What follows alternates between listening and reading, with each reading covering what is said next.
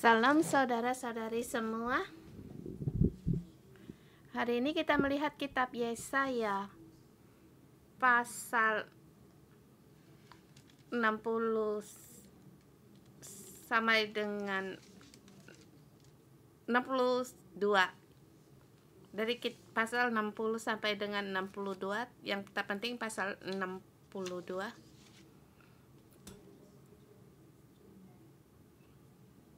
Kita melihat pasal 60 sampai dengan 62 adalah bagian kitab di bab yang ketiga kitab Yesaya yang di tengah-tengah. 3 pasal. Dan yang 4 pasal di belakang menerangkan mereka meninggalkan akan pelayanan mereka yang hanya penampilan saja. Mereka puasa, mereka ibadat, tidak berkenan bagi Tuhan kalau mereka masih tetap berbuat kekerasan. Tetapi dengan acara keagamaan tidak bisa membuat mereka menjadi benar. Tuhan, kalau mereka berubah atau bertobat, maka Tuhan menyembuhkan dan keselamatan Tuhan ada pada mereka, maka dikatakan mereka haruslah bertobat di dalam kesulitan. Di saat Nabi Yesaya berkata pada saat mereka kembali dari di pembuangan di tahun 700 sebelum Masehi,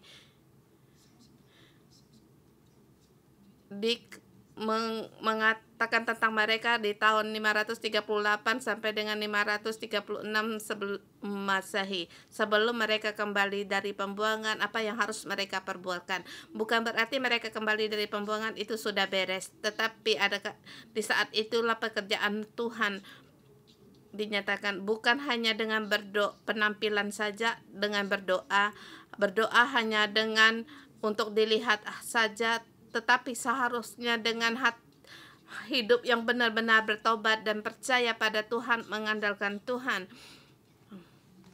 dengan kemanusiaan, dengan sifat Tuhan terhadap orang lain, bukan dengan pulang di dalam kesulitan, dalam kesusahan, di situ merampas kekayaan. Kamu melakukan kekerasan, tidak menjalankan hari Sabat, hanya mementingkan diri sendiri. Dengan demikian, hanya mengutamakan diri sendiri dengan menggunakan kebiasaan ibadat, Tuhan tidak mendengar. Di 4 pasal di depan ini menerangkan tentang ini, dan 4 pasal di belakang itu mengatakan Tuhan akan datang dan Tuhan akan mengadakan penghakiman.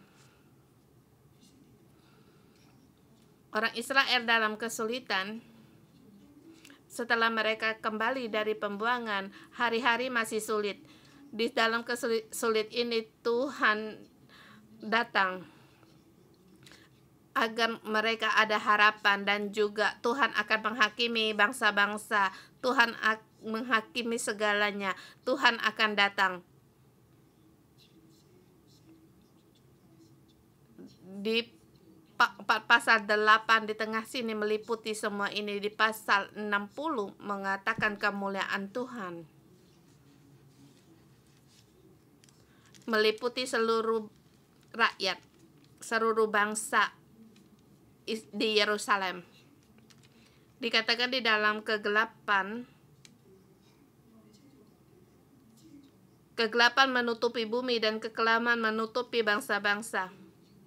Tetapi terang Tuhan terbit atasmu, dan kemuliaan Tuhan menjadi nyata atasmu, nyata atasmu, nyata atasmu.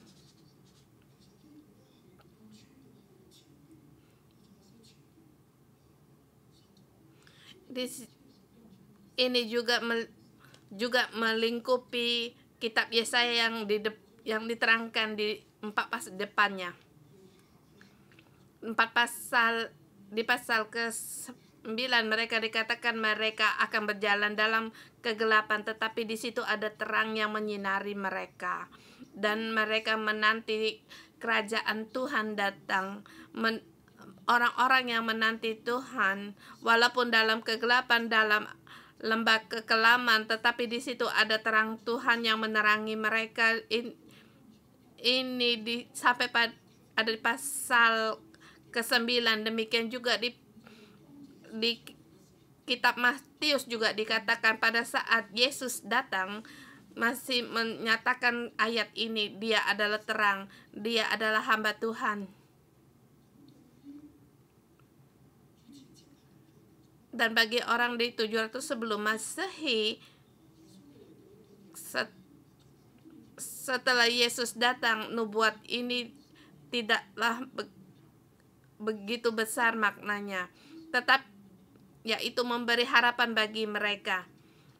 Karena pemberontakan mereka, pekerjaan Tuhan berhenti, walaupun mereka dibinasakan, dibawa dalam tawanan pembuangan, tetapi Tuhan berkuasa. Tuhan berkuasa atas bangsa-bangsa, dan Tuhan berkuasa atas bangsa Israel, dan terhadap Israel, terhadap Abraham, janji Tuhan tidak pernah gagal. Orang tidak bisa percaya pada Tuhan, tetapi rencana Tuhan tidak akan gagal. Bagi orang yang mengandalkan Tuhan, menanti Tuhan, kemuliaan Tuhan akan dinyatakan padanya. Ini yang diterangkan di pasal 60. Sampai di pasal 61, kemarin Pastor Josan yang menyampaikannya. Maka di sini saya mendapat satu pekerjaan, jangan memaksa diri untuk datang renungan doa pagi. Kalau ada sesuatu, kalau ada badan tidak sehat atau capek, jangan memaksa diri. Di sini pasal yang di tengah-tengah, 3 pasal di tengah-tengah ini, 60 dikatakan itu kemuliaan Tuhan dinyatakan atas mereka. Di pasal 61 dikatakan roh Tuhan Allah ada padaku.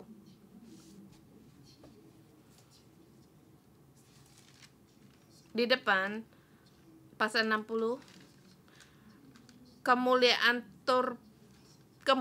Tuhan terbit atasmu, di atas bangsa, di atas umat Allah. Tapi di sini ayat pasal 61, roh Tuhan Allah ada padamu dan padaku. Nanti kita akan sampai di sini. Ini bagi kita pagi ini sangat merupakan satu petunjuk yang besar bagi kita.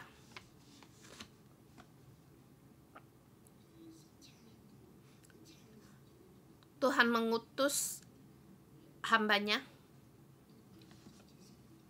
Aku di sini dimaksud adalah hamba Tuhan, yaitu juga sekatakan Israel. Tuhan Yesus Kristus, dan juga termasuk kita. Ada pada kita. Ada padaku. Di sini punya misi. Dia diutus oleh Tuhan agar Israel menjadi pohon terbantin kebenaran, sebagai puji-pujian, sungai puji-pujian. Jadi kebenaran dan puji-pujian di depan semua bangsa-bangsa, supaya orang di pasal 61 ayat 3 yang dikatakan, supaya orang menyebut mereka pohon terbantin kebenaran, tanaman Tuhan untuk memperlihatkan keagungannya. Kehendak Tuhan, hambanya dan kelompok-kelompok hambanya agar mereka menjadi pohon kebenaran, yaitu pohon kehidupan, agar memperlihatkan kemuliaan Tuhan. Orang Israel, mereka dulu meninggalkan Tuhan, mereka tidak ada kebenaran, tetapi Tuhan akhirnya lewat pelayanan dari hambanya, lewat anugerah Tuhan sendiri, bahkan rohnya ada pada mereka, agar mereka menjadi pohon kehidupan, pohon kebenaran. Pohon kebenaran adalah pohon kehidupan. Mereka tidak ada kebenaran, tetapi yang pohon yang Tuhan kebenarannya itu adalah pohon yang ditanam Tuhan adalah pohon kebenaran, agar yang berkenan di sini menjadi pohon kebenaran.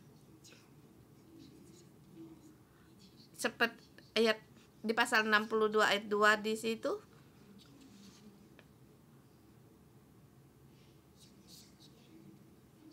Tuhan menumbuhkan mereka agar berkenan bagi Tuhan, pohon yang berkenan bagi Tuhan, yaitu yang percaya pada Tuhan, ada kemuliaan Tuhan dan ada roh Tuhan, bukan anggur liar, anggur beracun, tetapi pokok anggur yang benar, yang Tuhan berkenan. Di sini penuh dengan kehidupan Tuhan. Di sini ini adalah pohon kehidupan. Tema dari pohon kehidupan sampai pada kitab Wahyu. Tetapi di zaman Yesaya, orang Israel tidak ada kebenaran. Sehingga mereka menjadi pohon kebenaran, yaitu pohon kehidupan milik Allah sendiri, yang Allah tumbuhkan sendiri. Dan kita tahu pada waktu Tuhan Yesus mengatakan pada kita bahwa akulah pokok anggur yang benar, di Yohanes pasal 15, kamu harus tinggal di dalamku dan aku di dalammu. Jadi kita menjadi bagian dari salah satu dari pokok anggur yang benar. Yang ini yang dikatakan adalah pohon kehidupan. Sampai di kitab Wahyu pasal 22 juga diterangkan bahwa di dalam kota, di pinggir-pinggir sungai, di tengah-tengah sungai ada pohon kehidupan. Sesungguhnya itu masih banyak pohon-pohon yang lain di pinggir-pinggir sungai. Kehidupan, pohon kehidupan. Di sini kita melihat tema ini adalah kehendak yang Tuhan inginkan, yaitu pohon kehidupan. Pohon kehidupan dari kitab Kejadian pasal kedua sudah ada. Pada saat Tuhan menciptakan alam semesta sudah ada pohon kehidupan. Tuhan menciptakan langit dan bumi sudah ada. Sampai pada yang akhir di sejarah manusia, Tuhan ingin mendirikan agar umatnya menjadi pohon kehidupan. Di pasal Yesaya pasal 61 ini dengan dikatakan lewat hambanya, lewat roh Allah sendiri, agar umatnya menjadi pohon kehidupan.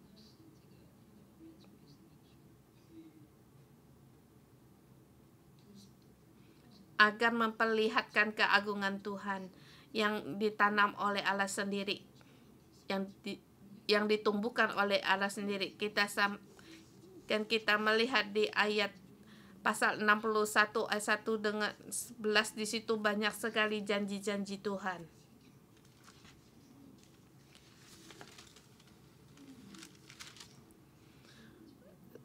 Di sini agar mereka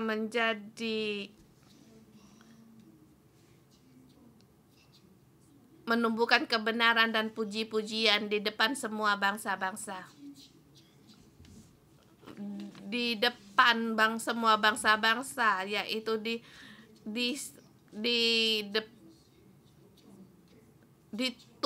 menumbuhkan kebenaran, puji-pujian di depan semua bangsa-bangsa. Dan juga harus memperdengarkan Tuhan.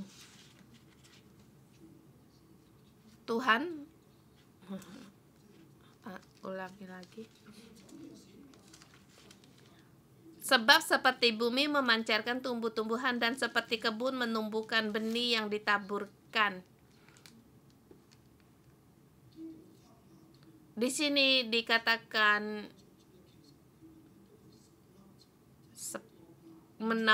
menumbuhkan, yaitu bertunas, sprout. Satu kata kerja, satu kata sifat. Demikianlah Tuhan Allah akan menumbuhkan kebenaran dan puji-pujian di depan semua bangsa-bangsa. Jadi di sini memancarkan ini adalah kata kerja.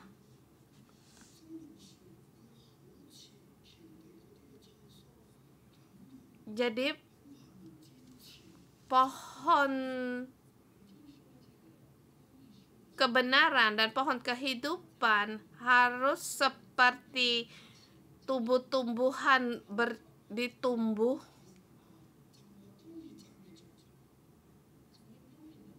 sebagai kebenaran dan puji-pujian. Bukan berarti kebenaran dan puji-pujian akan bertumbuh, tetapi ini ditunjukkan bagi hamba Tuhan dan kelompok hamba Tuhan agar mereka menjadi dan juga mereka menjadi kebenaran, agar mereka menjadi pohon kebenaran dan memuji Tuhan. Mereka di depan bangsa-bangsa seperti pohon yang bertumbuh, seperti satu tempat di situ bermacam-macam tumbuhan yang tumbuh dimanapun itu ada. Saudara semua, walaupun kamu dibinasakan di pembuangan, tapi suatu hari kamu akan dipancarkan menjadi pohon tumbuh-tumbuhan, dan di situ akan menumbuhkan kebenaran di depan bangsa-bangsa agar orang melihat kamu untuk memperagungkan Allah. Semua ini digenapi yang diberikan Tuhan di 700 sebelum Masehi sampai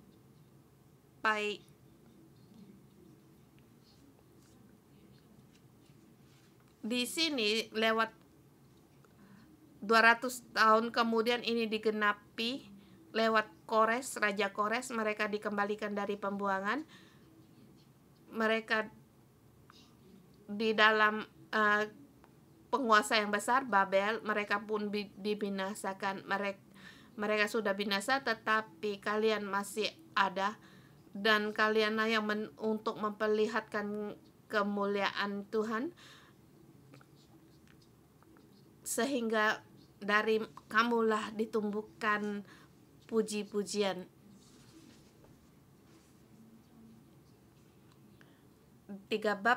3 pasal yang terpenting di sini. Saya bersyukur pada Tuhan memberikan misi terhadap gereja 611. Pada saat menerima misi ini, saya apapun tidak tahu, tetapi lewat 21 tahun Tuhan terus membuka misi ini. Sampai hari ini saya membaca kitab Yesaya 61, saya mendapatkan banyak sekali, dan juga membawa kalian untuk masuk dalam janji Tuhan.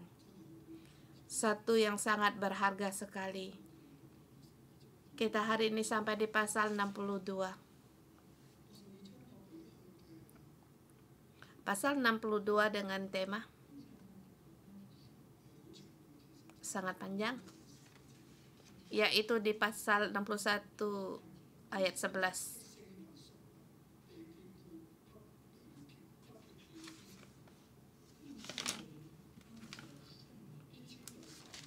62 ayat 11 diambil menjadi tema.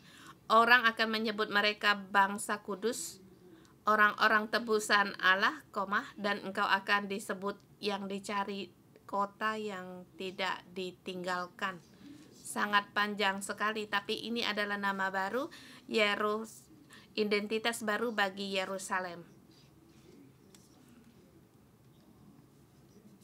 Ini bagi identitas baru bagi hamba-hamba Tuhan. Mereka adalah bangsa kudus, mereka adalah orang-orang tebusan Allah yang menjadi milik Allah, yang diselamatkan Allah. Mereka yang dicari, kota yang tidak ditinggalkan. Mereka adalah komunitas orang ini. Demikian juga kita. Tuhan juga hari ini memberi kita nama baru, yaitu bangsa kudus, hanya miliknya, bukan milik dunia. Bangsa yang dicari, yaitu yang bangsa yang ditebus oleh Allah. Hidup ini karena lewat tebusan Allah, bukan karena dulu kehidupan mereka sangat baik, mereka saleh, punya kehidupan, bukan. Mereka gagal, kelemahan mereka melewati penderitaan, lewat negara dibinasakan, lewat penindasan dan penolakan. Tetapi sekarang mereka diselamatkan. Mereka yang dicari, karena Tuhan yang menebus mereka, yang menyelamatkan mereka. Karena Tuhan melihat tidak ada orang yang membantu mereka, jadi Tuhan sendiri yang membantu mereka. Ini adalah kasih karunia Tuhan, mencari mereka dan tidak meninggalkan mereka. Dulu mereka ditinggalkan, tetapi sekarang Tuhan menyelamatkan mereka, menebuskan mereka. Tuhan sendiri memberikan pengorbanan yang besar bagi orang yang beriman, maka akan disebut yang dicari dan yang tidak ditinggalkan, yaitu orang-orang yang ditebus oleh Tuhan. Satu tema Alkitab di depan Roh Allah, pasal 60, kemuliaan Allah, kemuliaan Tuhan. Di sini mereka ada kemuliaan Tuhan, ada Roh Tuhan, dan di sini mereka ada nama identitas dari Tuhan. Dari posisi orang melihat, orang tidak mau gagal.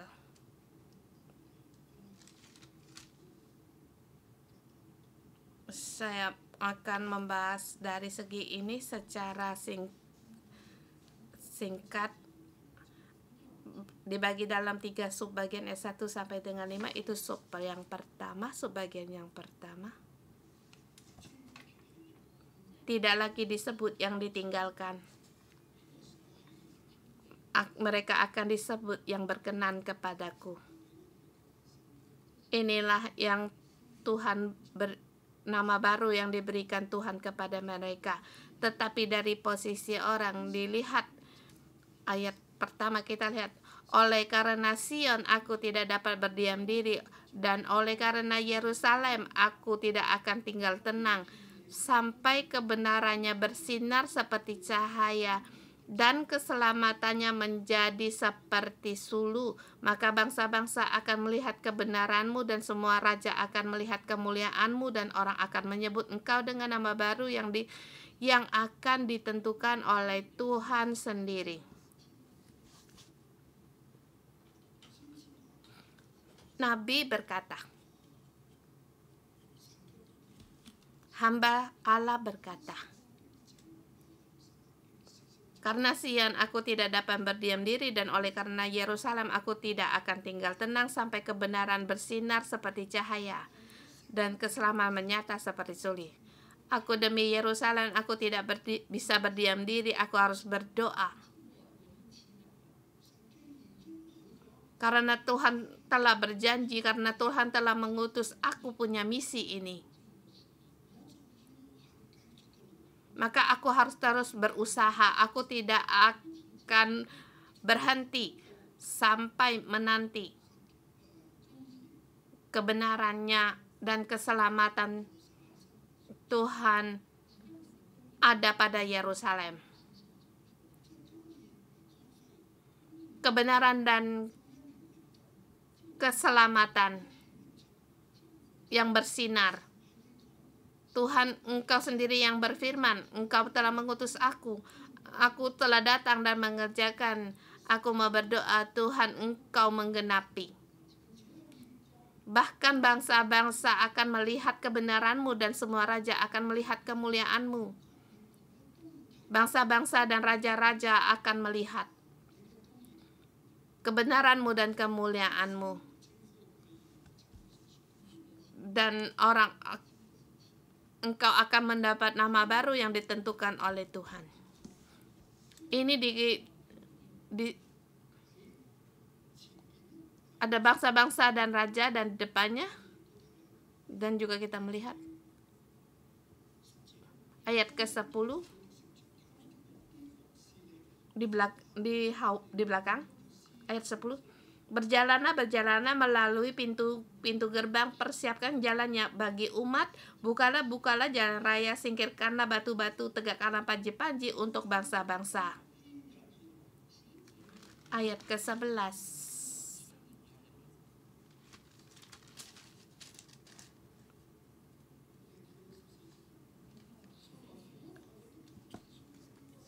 Ini diperdengarkan sampai ke ujung bumi.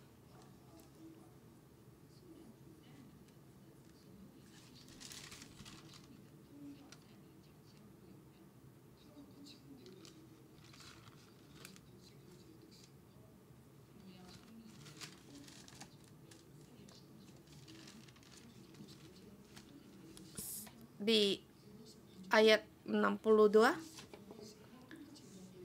di ayat ke-10, aku bersorak-sorak. Di ayat 61, bersorak-soraklah di dalam Tuhan.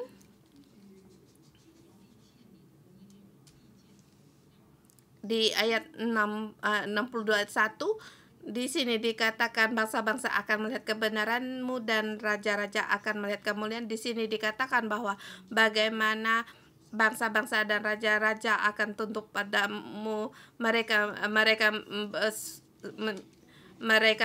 menyembah kamu.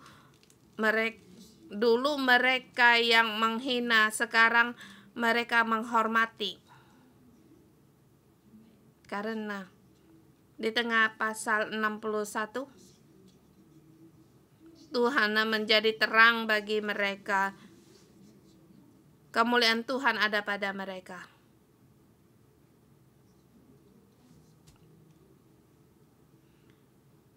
Tadi dikatakan di ayat 62, di situ engkau akan menjadi mahkota keagungan di tangan Tuhan dan serban kerajaan di tangan Allah.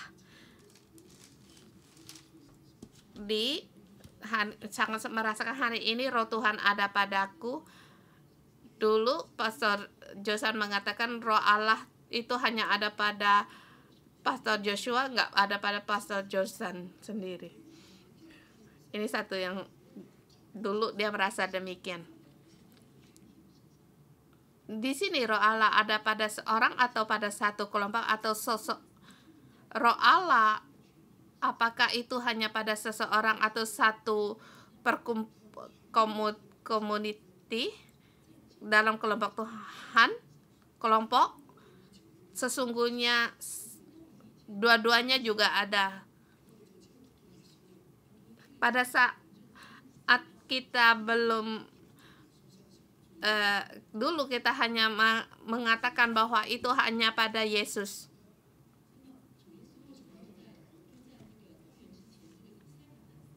Tetapi bagaimana ini juga di zaman sebelum ada Yesus, di zamannya Yesaya masih ada. Apa maknanya bagi orang itu? Masa itu.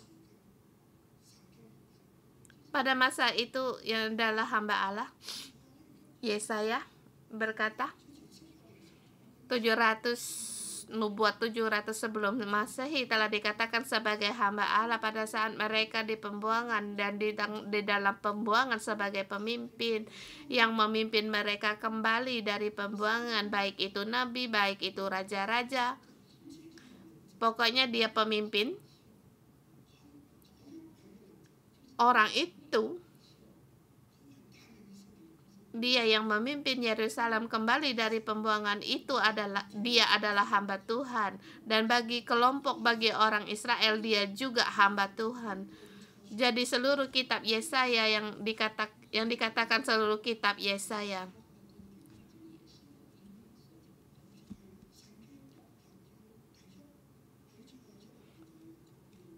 Di kitab Yesaya dikatakan hamba Tuhan haruslah percaya.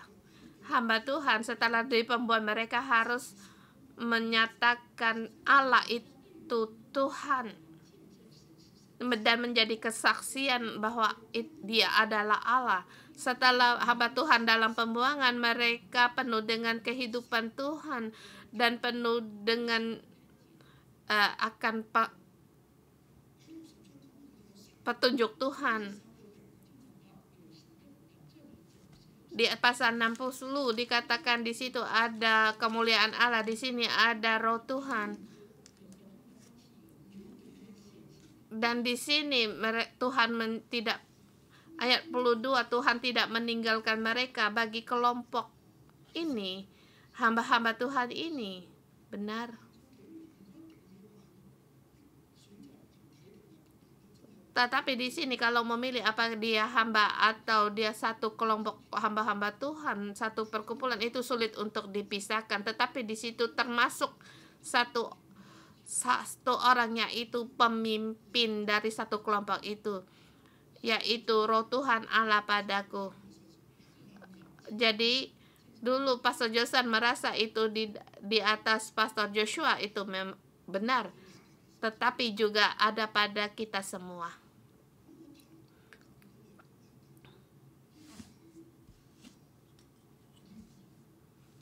Di sini saya melihat bangsa, semua raja-raja. Roh Allah ada pada hamba Allah, yaitu hamba yang Tuhan utus untuk mengerjakan banyak sekali perubahan, yang mendirikan satu kelompok hamba-hamba Tuhan di pasal 61 ayat 4 sampai dengan 11. Yaitu pekerjaan hamba Tuhan yang mengadakan perubahan agar mereka di pembuangan, mereka yang ditolak, agar mereka menjadi pohon kehidupan, agar mereka kembali mendapatkan berkat yang berlipat ganda. Sebagai ganti malu mereka disebut imam Tuhan. Mereka akan membangun reruntuhan. Anak-anak mereka, keturunan mereka akan dikenal bahwa mereka adalah umat kepilihan Tuhan, keturunan yang diberkati Tuhan, dan mereka akan menjadi pohon kehidupan, pohon kebenaran. Di sini ada janji Tuhan. Sesungguhnya hamba Tuhan membawa satu komunitas ini ada pada mereka, tapi kalian jangan lupa di sini hamba Tuhan, dan pada komunitas hamba-hamba Tuhan ini orang Israel dalam keadaan apa? Ini yang dikatakan dalam ayat ini. Kita tidak boleh lewatkan akan latar belakang masa itu. Latar mereka dalam jajahan Persia. Seluruh Israel, Yerusalem menjadi kota yang sunyi senyap, menjadi puing-puing reruntuhan. Mereka dipermalukan. Mereka juga mendapatkan noda seperti yang dikatakan di kitab Yesaya. Mereka memang mendapat malu dan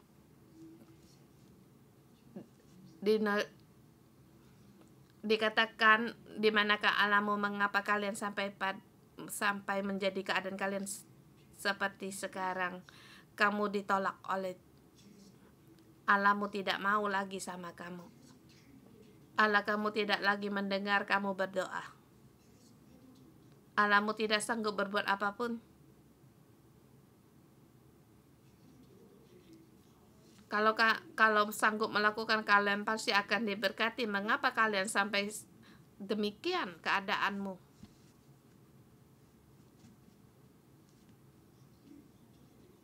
Kores membebaskan kalian kembali.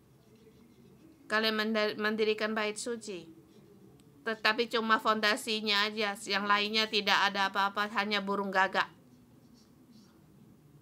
Apapun tidak ada. Apa yang kalian lakukan?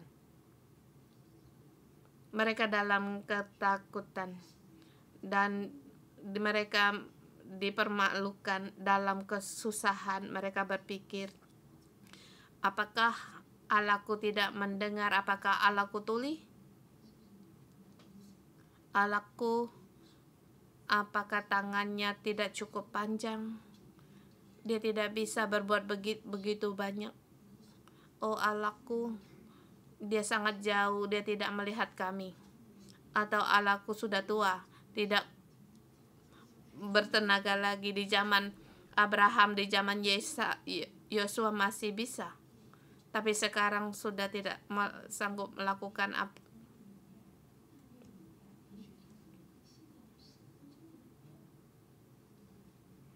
Mereka dalam keadaan kesulitan demikian. Saudara semua, kita juga tidak punya kesulitan kita sendiri, kesusahan sendiri. Ini juga masalah kamu dan aku, sehingga kita meninggalkan, kita kecewa.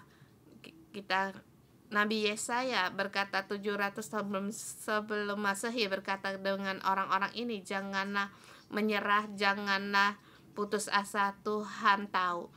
Demikian saya berkata, apa yang akan kamu hadapi pada saat keadaan demikian, kamu janganlah kecewa. Tuhan akan membawa kamu kembali.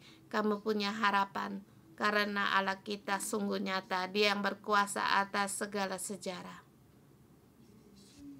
Walaupun kamu di dalam jajahan raja-raja, tetapi hamba Allah, pemimpinmu, lebih besar daripada raja-raja bangsa. Kamu tidak punya tentara, tidak punya kereta, kamu tidak punya kekayaan, tetapi kamu punya aku. Kamu punya ada rohku, kamu ada janjiku, kamu ada keinginanku padamu. Aku yang mengutusmu. Memang bangsa-bangsa di atasmu, mungkin bangsa-bangsa menindasmu, tetapi kamu milikku. Di dalam kesulitan, kamu harus hidupkan pohon kehidupan. Kamu harus membawa orang-orang yang milikku menjadi pohon kehidupan. Kamu harus yang ditawan dibebas, merawat, memberitakan pembebasan kepada orang tawanan, orang-orang terkurung, kelepasan dari penjara, untuk memberitakan tahun rahmat Allah dan hari pembalasan Allah. Aku akan mengaruniakan karunia bagimu, walaupun mereka dalam jajahan, tetapi aku mengutusmu, kamu akan sanggup melakukan. Maka pujian-pujian akan tumbuh di depan bangsa-bangsa. Apa yang kamu lakukan itu kamu akan sanggup menumbuhkannya, melakukannya. Demikian hari ini Tuhan memberitahukan saya pada saat mempersiapkan kitab ini. Anakku, kamu punya berkuasa. Kuasamu melebihi bangsa-bangsa, karena kamu milikku. Ada aku. Apa yang kamu kerjakan itu adalah yang ingin aku lakukan dalam kekekalan yang abadi dalamku, seperti yang kamu lihat telah dikatakan oleh Nabi Yesaya 700 sebelum Masehi. Israel demikian melakukan, hamba-hamba Tuhan demikian melewatinya. Di dalam kesulitan, dalam kesusahan, aku akan menggenapi semua ini. Aku akan memakaimu agar kebenaran dan pohon kehidupan ditumbuhkan. Karena kamu adalah umat tebusanku, kamu yang aku cari. Aku akan membangkitkan di mana tempat yang kamu berada, sebagai orang yang dicari dan kota yang tidak ditinggalkan. Nabi Yes berkata pada zaman itu di tahun 538 sebelum Masehi kepada orang Israel, dan hari ini juga Tuhan berfirman kepada kita dan memberikan keinginan, kehendak ini ada padaku.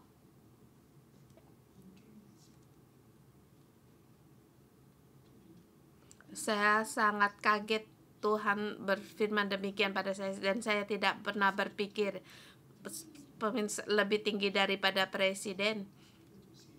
Ya, memang benar, presiden jabatannya 4 tahun.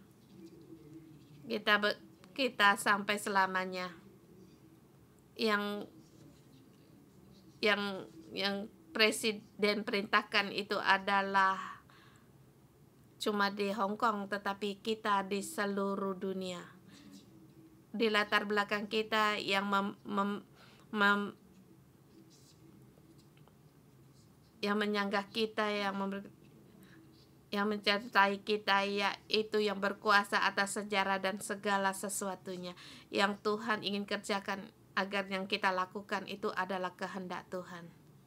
Tuhan ingin agar kita melakukan apa yang Dia kehendaki. Saya sampai di sini tidak. Saya menerangkan sampai di sini dulu.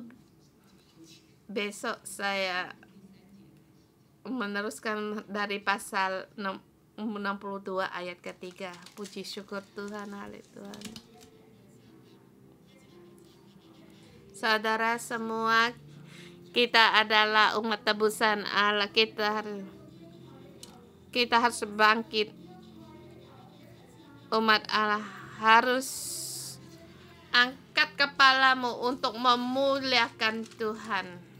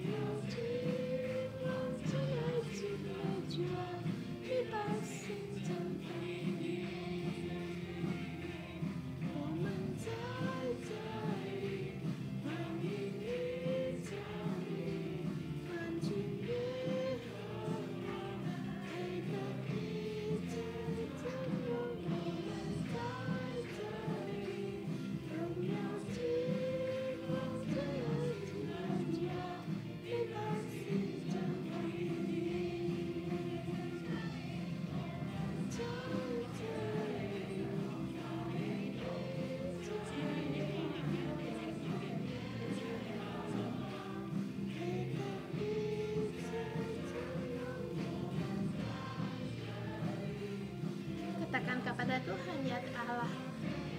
Kami di sini, Engkau ada pada kami.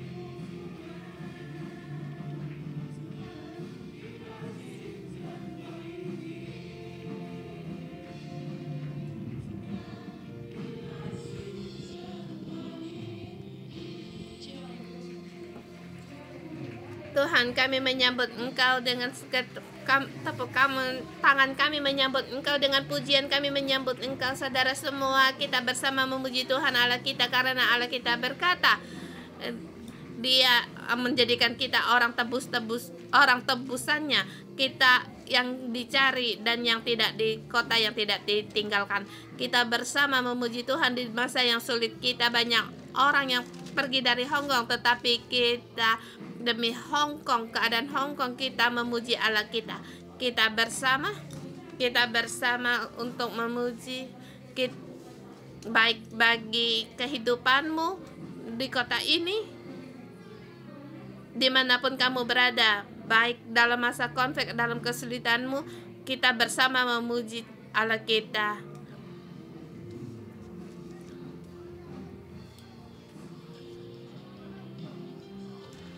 Tuhan, aku bersyukur dan berterima kasih di masa yang sulit ini. Tuhan, Engkau tetap memberikan kesempatan pada hamba-Mu ini. Tuhan, agar di sini aku bisa melayani Engkau, Tuhan, dengan segala pujian. Tuhan, di masa sekarang juga, Tuhan, aku tidak kekurangan.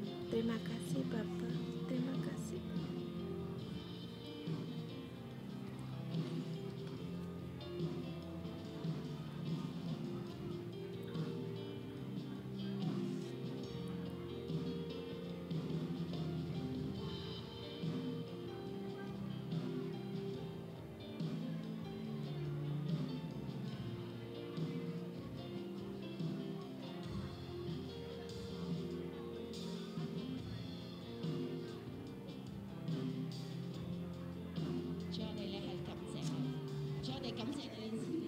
Tuhan, kami bersyukur dan terima kasih di Hong Kong kami punya medis yang baik, dan juga di Hong Kong Engkau memberikan kami anak-anak untuk menjaga Hong Kong ini, dan juga Engkau memberikan kami para pendoa yang mengawas akan kota ini, agar dan juga Engkau ada gereja di Hong Kong, di masih tetap bisa beribadah. Kami berterima kasih Tuhan, Engkau memberikan Hong Kong dalam keadaan demikian. Hari kita bersyukur, hari ini Tuhan memberitahukan kita, termasuk kemarin, roh Tuhan ada pada Nabi dan juga ada padaku. Roh Allah juga ada pada kamu dan aku. Katakan pada sebelahmu, roh Allah Tuhan, roh Tuhan Allah ada padamu dan juga ada padaku. Walaupun dalam kesusahan kita, tetapi kita percaya ada Allah Tuhan, ada janji Tuhan. Apa yang kita lakukan harus menjadikan pohon kehidupan, agar bisa ditumbuhkan di depan bangsa-bangsa. Kita bersyukur Tuhan memberi kita kuasa melebihi dari bangsa-bangsa, melebihi dari raja-raja yang tidak pernah dipikirkan sebagai Kristen. Begitu besar kita punya kuasa.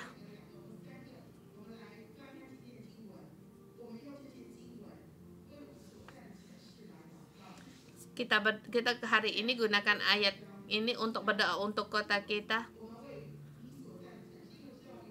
Ayat 1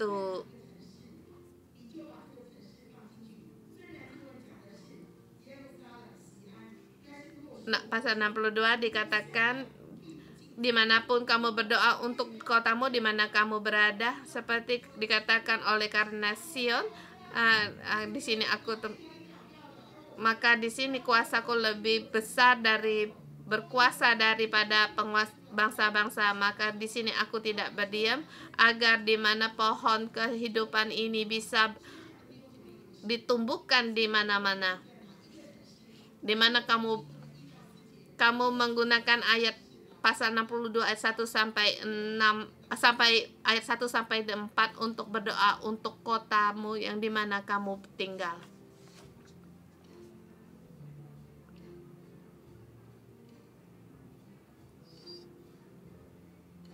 Ya Tuhan.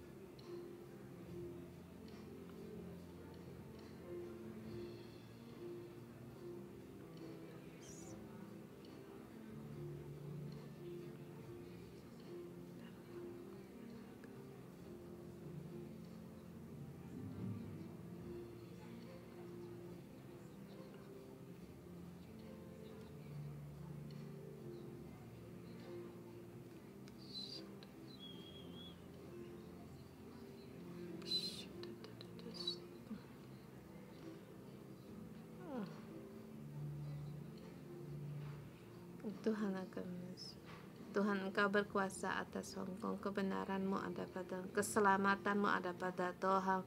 Di Hong Kong Engkau memancarkan sinar cahaya-Mu. Segala bangsa, umat di rakyat Hong Kong mendapatkan keselamatan dari-Mu. Haleluya.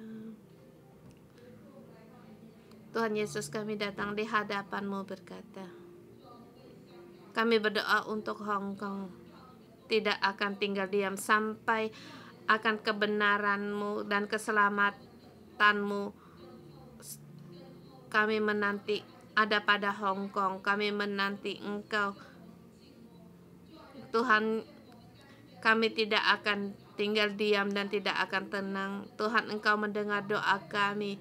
Kami demi kota kami, demi negara kami tidak akan berdiam diri dengan sampai pada kebenaran-Mu bersinar seperti cahaya dan keselamatan-Mu menyala seperti sulu. Maka bangsa-bangsa akan melihat kebenaran-Mu ada pada kami dan juga orang melihat kemuliaan-Mu ada pada Hong Kong. Haleluya. Hong Kong akan disebut dengan nama baru yang dikatakan sebagai kota yang Kristus. Tuhan, Engkau sendiri yang memberikan mahkota keagungan bagi Hong Kong. Tuhan, seluruhnya milik Engkau. Tuhan, ada di tangan-Mu menjadi mahkota, dan juga Hong Kong menjadi serban di tangan-Mu. Tuhan, Hong Kong tidak lagi disebut yang ditinggalkan dan tidak lagi menjadi tempat yang sunyi, tetapi Hong Kong, Engkau akan menamai Hong Kong yang berkenan bagi-Mu, dan negeri Hong Kong akan disebut yang bersuami, sebab Tuhan telah berkenan kepada Hong Kong agar Yesus Kristus sebagai mempelai bagi Hong Kong. Tuhan, seluruhnya milik Tuhan. Tuhan, kami bersyukur dan berterima kasih. Saya juga berdoa. Kita berdoa untuk Pastor Joshua, karena Lo Allah Tuhan ada padanya. Tuhan memberi dia misi dan juga janji. Apa yang Tuhan ingin agar Pastor Joshua laksanakan bisa digenapi. Dan pasti pohon kehidupan ini akan digenapi, misi ini kepada Pastor Joshua. Adakah kesulitan atau ada, tetapi Pastor Joshua tidak menyerah.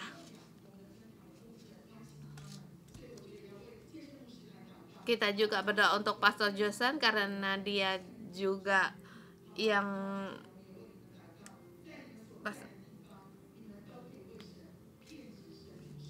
dan juga kamu juga boleh berdoa di tempat di mana kamu. Itu Pastor Esther, mereka dari Malaysia.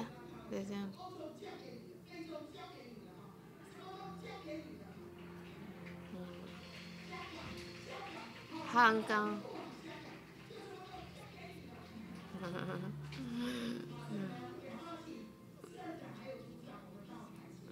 Mari kita berdoa, kita tepang tangan untuk para pastor kita.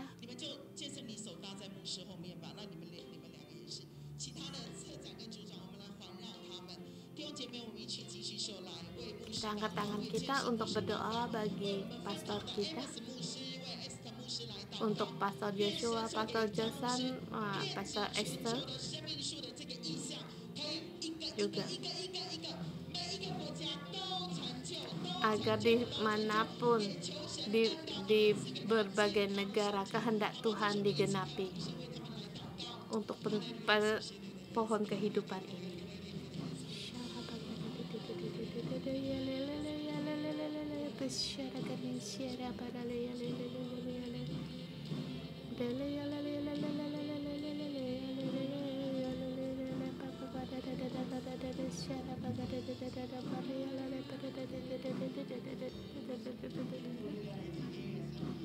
Tuhan, ini adalah kehendak Engkau. Di Pastor Joshua, Pastor Jason, Esther,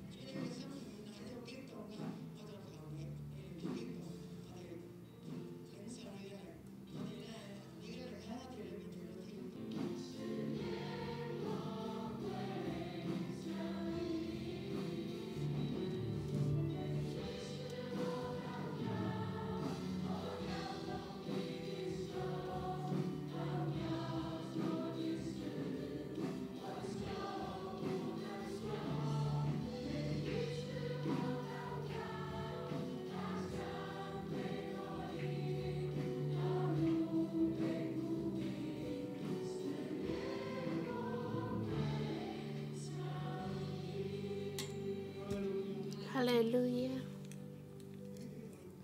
Saudara-saudari semua, kitab Yesaya pasal ini sampai di di kitab Matius yang mengatakan tentang berkat kerajaan surga, juga ini menjadi latar belakang, yaitu menanti Tuhan dalam kegelapan, dalam lembah kematian, dalam kesulitan, tetapi terang Tuhan menerangi. Terang Tuhan mereka melihat terang Tuhan. Mereka yang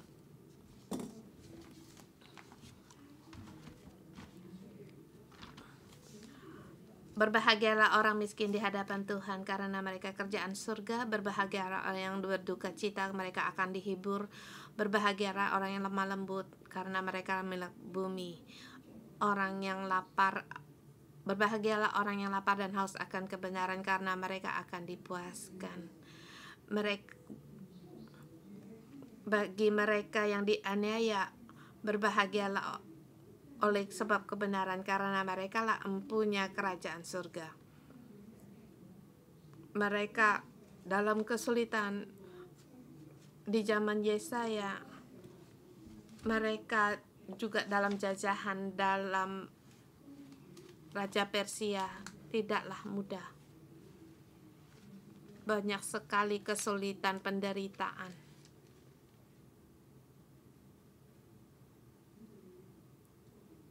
Mereka yang menjadi sebagai pemimpin,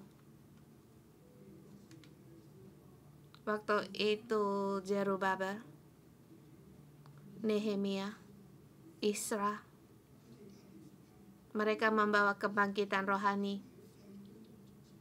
Tetapi pembangkitan ini dibangun dari reruntuhan. Bahkan orang Israel, dalam penolakan orang Israel, mereka tidak peduli sama mereka. Bahkan ada mereka yang tidak mau kembali dari pembuangan. Sebagian ada yang kembali dari pembuangan. Mereka mencari orang bangsa asing untuk melawan mereka. Bahkan menyuruh bangsa lain untuk membunuh Nehemia. Nehemia dalam keadaan yang sulit ini. Dia mohon tangan Tuhan yang menolong mereka. Sampai akhirnya tembok juga bait suci didirikan. Ini sangat yang tidak mudah sampai kita di hari ini untuk memimpin kalian sebagai pohon kehidupan, bahkan untuk menumbuhkan pohon kehidupan seluruh bumi. Juga itu tidak mudah.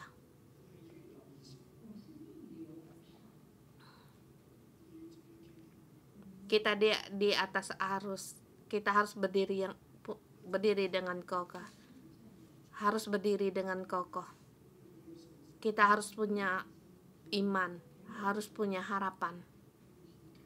Harus mendekat erat dengan Tuhan. Seperti di masa demonstrasi, kita berdiri dalam tengah kebenaran. Kita mendapat banyak sekali tekanan, bahkan takut juga orang lain masuk di gereja, merusak gereja. Bahkan juga khawatir akan keselamatan sendiri.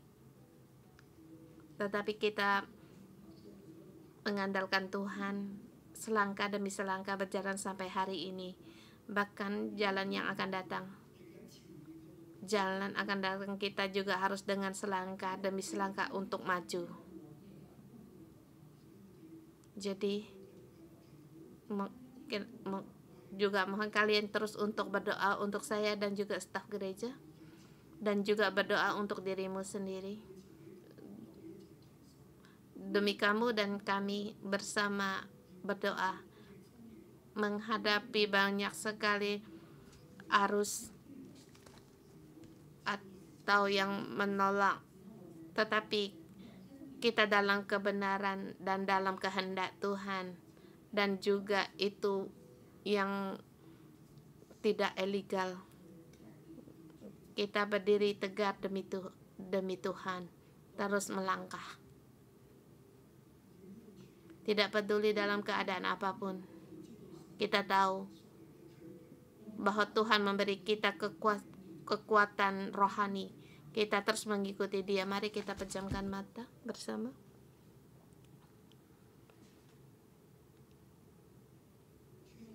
Tuhan, kiranya hari ini kami melihat dalam kesulitan kami melihat pengharapan. Roh Kudus, Engkau ada di dalam kami. Urapilah kami, beri kami iman, beri kami kekuatan, dan juga berilah kebenaran terus ada pada kami. Pimpinlah kami, seluruh gereja kami, bersama masuk dalam kebenaran ini.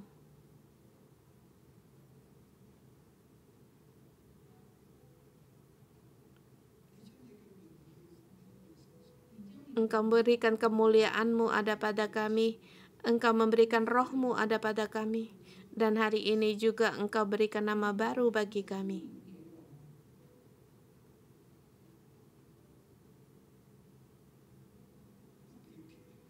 Tidak ditinggalkan, yang dicari, yang berkenan, bangsa kudus, orang-orang tebusan, seluruhnya milik-Mu. Tuhan, Engkau melingkupi kami. Engkau melingkupi kami seluruh gereja, melingkupi kami setiap kami. Engkau memeluk kami. Tuhan, yang melingkupi kami, yang mengelilingi kami ini bukan kesulitan dunia ini, bukan konflik, bukan perekonomian, tetapi roh-Mu sendiri Allah, dengan tangan-Mu yang berkuasa, tangan-Mu yang kuat, yang menyanggah kami, menuntun kami, mengelilingi kami. Tuhan, Engkaulah kekuatan kami, sebagai pertolongan kami. Kami serahkan jalan depan kami kepada Engkau. Engkau menopang kami. Engkau telah menyatakan tangan-Mu di atas saya. Mohon juga Tuhan tangan kuasa-Mu, tangan-Mu yang berkuasa melingkupi kami, mengelilingi kami, yang berdaulat atas kami. Segala yang kami perlukan Engkau menyediakan, Engkau melindungi kami dan memberkati kami. Dalam nama Tuhan Yesus Kristus, amin. Kita berikan kemuliaan bagi Allah kita. Kita besok ketemu lagi, renungan pagi sampai di sini.